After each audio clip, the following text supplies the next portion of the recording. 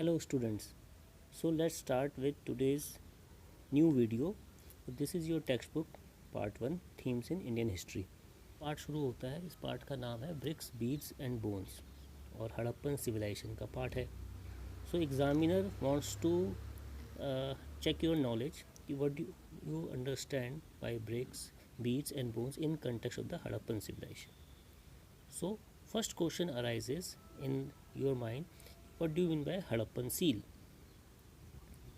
Harappan seal is made of stone, often called steatite, and this seal has a very prominent place in Harappan civilization, and this seal is used as a sign of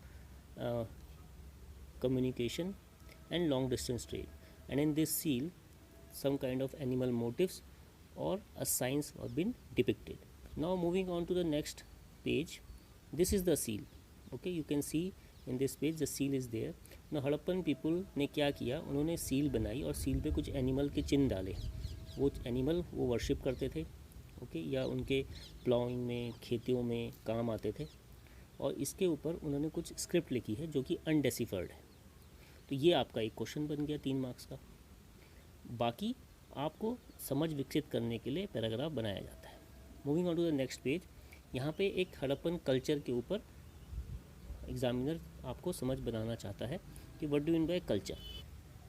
group of objects हैं, ठीक है, जो उनके उस civilisation में जो चीज़ें मिली थी, सील्स मिली थी, पॉटरी मिली थी, ऑर्नामेंट्स मिले थे, टूल्स मिले थे, और ये खास जोग्राफिकल एरिया में चल रहा था और एक पीरियड ऑफ टाइम में था, जैसे 2600 से 1900 BC. तो इस सब को अगर हम मिला के लिखें तो ये कल्चर बन गया. अब आप एग्जांपल देखिए, सील्स मिले थे, बीड्स मिले थे, ओके, वेट्स, स्टोन ब्लेड्स और पकी हुई ईंटें मिली थी. कहाँ मिली थी? अफ़गानिस्तान में मिली थी, जम्मू में मिली थी, बलूचिस्तान पाकिस्तान में जो है, और गुजरात में मिली थी. तो ये आपका क्वेश्चन आ गया कल्चर में. 3 नंबर का एक क्वेश्चन आ जाता है. तो इन दिस वे आपको इस पार्ट को पढ़ना है. ओके, मैं आपको वीडियो में भी जो इम्पोर्टेंट क्वेश्चन है वो कवर करूँगा. मेरा ये कहने का मकसद है, I want to tell you that how you have to move ahead with the chapter. Now moving on to the next page. In this page ये देखिए, यहाँ पे आपको सुंदर रूप से बनी हुई ब्रिक्स मिलती, जो बीड्स हैं, वेट्स हैं, ब्लेड्स हैं. अगर आप ध्यान से देखें कितने माइन्यूटली कार्व्ड हैं, डेकोरेटेड है.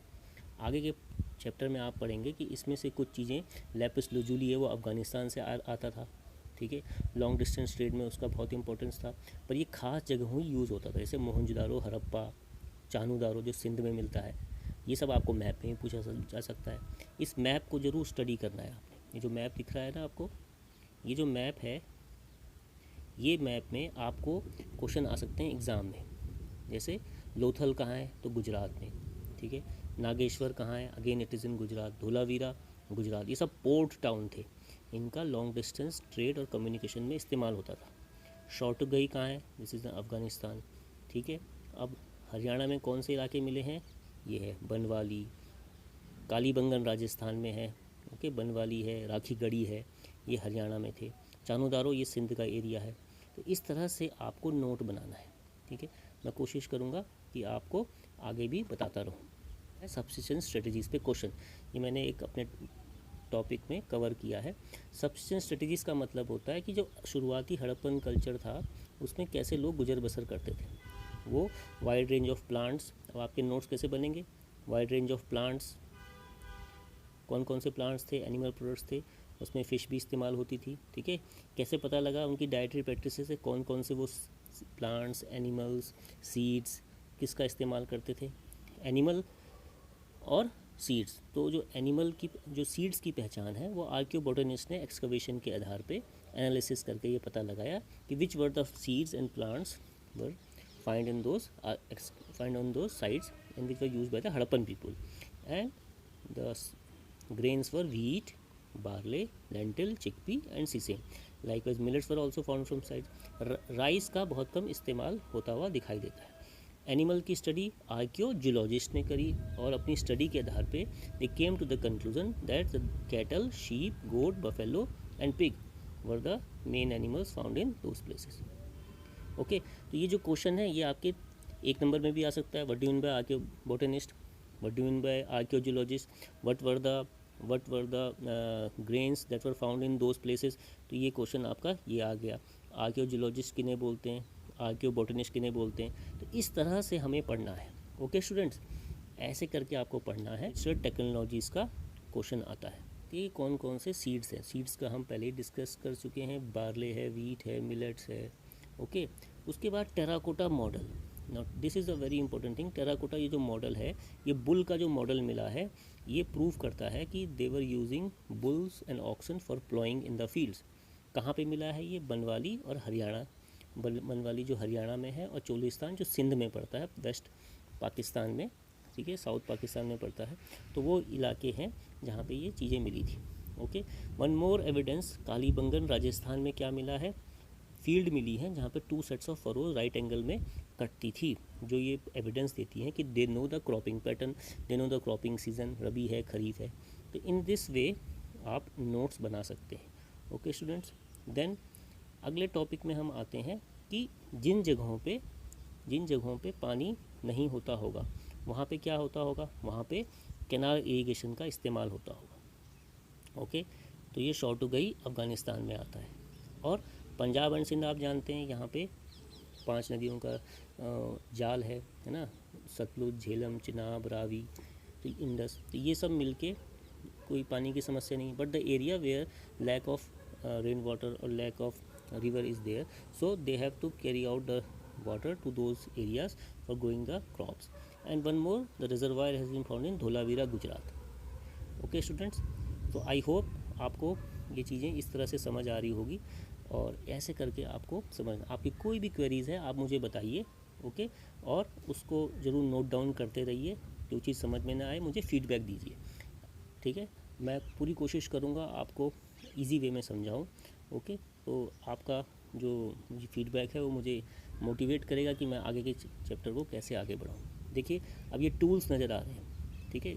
ये ब्रॉन्ज सिविलाइजेशन थी, इन्होंने कॉपर ढूंढ लिया था, लेकिन आयरन अभी नहीं खोजा था। But still they were very much into the metallurgical process. Khetri जो राजस्थान में है, वहाँ पे कॉपर माइनिंग होती थी। ओके, ये देखिए धोलावीरा गुजरात में जो मिला है, वहाँ पे इनका वर्क देखिए, ठीक है। इसमें वैसे सोर्स में क्या होता है कि आपको एक पैराग्राफ दिया जाता है, ठीक है, उसको आपको पढ़ना पड़ता है, ठीक है। ऐसे करके आप उसको पढ़िए, क्या होता है, कौन कैसे काम और कौन कौन सी रॉक से बना था। ओके, और उसके बाद वो क्या करते हैं, उस पर आधार पे क्वेश्चन पूछ लेते हैं। जैसे इंग्लिश में आता है ना पैसेज कैसे आता है, उसको पहले पैसेज को पढ़ना पड़ता है, देन लाइकवाइज आपको उसको आंसर देने पड़ते हैं। तो इस प्रकार से ये यहाँ भी पूछा जाता है कि आपको समझ विकसित करना है, how well you are reading the chapter, and then only you can be able to answer the question. Okay, now another important question is there, what do mean by Mohenjodaro. ये भी मैंने एक वीडियो में डिस्कस किया था। मोहनजोदारो एक city मिली है खुदाई में, हड़प्पा की ही तरह थी। इसकी पहचान क्या थी कि ये जो शहर था, ये 2 भागों में बना था। इसमें एक लोअर टाउन था और एक सिटाडल था। ओके, अब ये अगर हम देखें तो ये उसका एक ग्रिड मैप बनाया है। अब अगर आप यहाँ देखें तो यहाँ पे ये आपका सिटाडल है, जो कि एक सेपरेट जगह पे है, और बाकी आपका ये लोअर टाउन है। अब इसको कैसे बनाया गया था? जो सिटाडल था वो एक ब्रिक प्लेटफॉर्म पे बनाया गया था, और रेज प्लेटफॉर्म पे ब्रिक से बनाया गया था, जहाँ पे हमें वेयर हाउस मिला है, ग्रेनरीज मिली हैं, और बड़े बड़े घर मिले हैं, ठीक है। लोअर टाउन में हमें इतनी चीज़ें नहीं मिली हैं, लेकिन ये लोअर टाउन वॉल्ड होता था। हर एक घरों में कुएं मिले हैं, हर एक घर में जो ड्रेनेज सिस्टम था। ओके, तो ये सब चीज़ें आपको लिखनी है कि अगर क्वेश्चन आता है, right a note on the city structure of the Mohenjodaro. Okay, देखिए, तो लोअर टाउन था, उसमें अगर आप देखें यहाँ पे आपको नोट्स कैसे बनेंगे। ओके, लोअर टाउन प्लेटफॉर्म पे भी बना था, फाउंडेशन बनाई जाती थी पहले। ओके, और इसके बाद अगर आप देखें आगे आपको पढ़ना पड़ेगा कैसे बना है। प्लानिंग से बना है, ब्रिक्स से बना है। ब्रिक्स कैसी बनती है? बेक्ड होती थी, सन ड्राइड होती थी। ओके, और length and breadth were 4 times and twice the height respectively. Okay, यानी कि 2:4:8 का रेशो में इस तरह से भी ब्रिक्स का रेशो बन सकता है। सो इस तरह से आपको ये पता लगता है कि जो हड़प्पन सिविलाइजेशन वो प्लान्ड सिविलाइजेशन थी, एक प्रॉपर प्लानिंग से बनी थी। Next moving on to the next page, यहाँ पे ड्रेन्स बिछाने का काम होता था, जो कि एक बहुत डिस्टिंक्टिव फीचर है। ठीक है, आपको थोड़ा सा बुक पढ़ने में समस्या तो नहीं, आपको नोट्स निकालने पड़ते हैं पैराग्राफ से। ठीक है, तो मैं अपने क्वेश्चन में आपको पॉइंट्स दूंगा, आप उस पॉइंट्स को कवर करिए और उसको सेंटेंस में फ्रेम करिए। ड्रेन्स थी, आज के ज़माने में 15-16 सेंचुरी में भी हमारे यूरोपियन शहरों में ड्रेन्स की फैसिलिटी उतनी नहीं थी जो हमारे हड़प्पन सिविलाइजेशन में मिली थी। पहले ड्रेन्स बिछाई जाती थी, रोड्स बनती थी, तब जाके घर बनते थे। ओके, और ड्रेन्स कवर होते थे, उनकी रेगुलर सफाई होती थी। ओके, एंड सोक पिट होता था, so that all the water which is collected from home is carried away from the drains. Okay, moving on, now look at the drains. आप देख सकते हैं 6 फुट का आदमी इसमें आराम से खड़ा हो सकता है, तो इतनी प्लानिंग से ये काम करते थे। ओके, तो यहाँ आप देख सकते हैं कि कैसे ब्रिक से जो वेस्ट वाटर था वो शहर के बाहर जाता था, बिकॉज हैवी रेनफॉल है, फ्लडिंग है, तो all this can be taken care of. एक और क्वेश्चन आता है डोमेस्टिक आर्किटेक्चर। डोमेस्टिक आर्किटेक्चर में क्या था कि जो रेजिडेंशियल बिल्डिंग थी, कहाँ की, जो लोअर टाउन की रेजिडेंशियल बिल्डिंग, हमने कहा था सिटाडल में वेयर हाउस है, एग्रीकल्चर है, कि जो ग्रेनरी थे वो मिले थे, बड़े बड़े हॉल्स मिले, लेकिन जो लोअर टाउन था जहाँ पे शहर रहते थे वो रेजिडेंशियल बिल्डिंग थी। वहाँ पे क्या था, पर्टिकुलरली एक कोर्ट यार्ड होता था, घर में आंगन होता था। ओके, जहाँ पे लोग कुकिंग है, वीविंग है, गेहूँ सुखाना है, मसाले कूटने, ये काम होता था। ओके, जो कि आज भी आप देखते हैं गांव के हर एक घर में ऐसा होता है, लेकिन आपके ग्राउंड फ्लोर में विंडोज़ नहीं होती थी, so that they want to maintain a privacy. A person moving on to walking on the road can not see directly inside the house through windows. So second storey building में आपकी Windows होती थी, हर एक घर में well होता था, तो ये डोमेस्टिक आर्किटेक्चर का पॉइंट है। ओके स्टूडेंट, ये आप देख सकते हैं एक घर का ग्रिड मैप, एक 3D वे में आप चेक कर सकते हैं। घरों में स्टेयर केसेस मिले हैं। मैं ये बताना चाह रहा हूँ इस वीडियो से कि आपको कैसे किताब को पढ़ना है, कैसे समझना है। ठीक है, one more source based question is there. तो 3 नंबर के क्वेश्चन में ग्रेड बार भी पूछा जा सकता है एग्जाम में। अब ग्रेड बार का क्वेश्चन कैसे बनेगा, ग्रेड बार टैंक होता था। ठीक है, इसके नॉर्थ और साउथ में क्या था, सीढ़ियाँ होती थी जो कि पानी के टैंक में उतरने के लिए होती थी। ओके, ब्रिक्स से लगाई जाती थी, मोटर और जिप्सम से बनाई गई थी। इसके तीनों तरफ कमरे मिले हैं। ठीक है, जहाँ पे पानी आने का रास्ता था, जहाँ पे कुएं थे। ओके, और ये जो कुएं से जो पानी था वो बाहर निकलता था। ओके, और ये जो बाहर निकल के कॉरिडोर से रास्ता जाता था। इस तरीके से अगर आप समझें, नॉर्थ लेयर साउथ में छोटी छोटी बिल्डिंग होती थी, 8 बाथरूम्स दोनों, मतलब 4 ऑन ईच साइड, एक तरफ 4 बाथरूम, एक तरफ 4 बाथरूम होते थे। ये जो स्ट्रक्चर मिला है, इसकी यूनिकनेस हम इस बात से पता लगा सकते हैं कि इसका इस्तेमाल स्कॉलर्स बताते हैं, आर्कियोलॉजिस्ट बताते हैं, कुछ खास पर्पस या रिचुअल के लिए होता होगा, इसीलिए ग्रेड बात की इंपॉर्टेंस बढ़ जाती है। ये एग्जामिनर का एक फेवरेट क्वेश्चन रहा है। ओके स्टूडेंट, ये आपका मैप है, ये आपकी स्टडी के लिए। देखिए घर कैसे बने हैं। ओके, घरों का एक प्लान बता रहे हैं। वेयर हाउस देख सकते हैं आप, ये आपको दिखाना चाह रहे हैं। ये देखिए, ये वेयर हाउस है।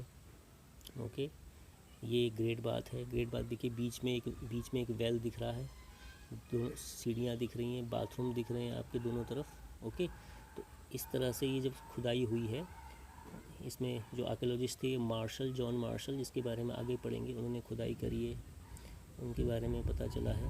ओके,